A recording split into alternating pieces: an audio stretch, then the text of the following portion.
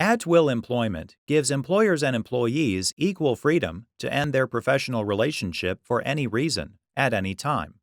But what if an employer makes an offer only to end the relationship before it begins?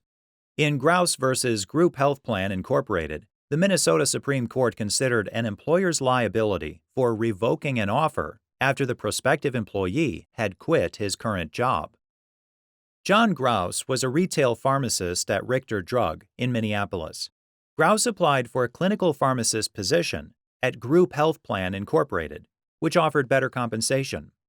A few weeks later, Grouse accepted an employment offer from Cyrus Elliot, Group Health's chief pharmacist. Grouse told Elliot he had to give Richter 2 weeks' notice. Later, Grouse submitted his resignation after Elliot called back to ask whether he'd given his notice. That afternoon, Grouse declined a second job offer based on Elliot's offer. Group Health's hiring requirements included a background check and a favorable reference. Unfortunately, Elliot couldn't obtain a favorable reference for Grouse. On Grouse's job application, he requested that Group Health not request a reference from Richter, as Grouse hadn't informed his current employer he was seeking new employment. But previous employers claimed they hadn't worked closely enough with Grouse to assess his capabilities. After completing his final day at Richter, Grouse notified Elliot he was free to begin work at Group Health.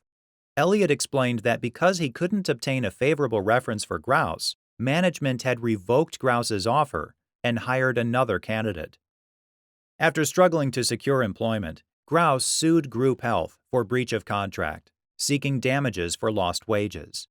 The trial court dismissed the case, ruling the parties never formed a contract. Grouse appealed to the Minnesota Supreme Court.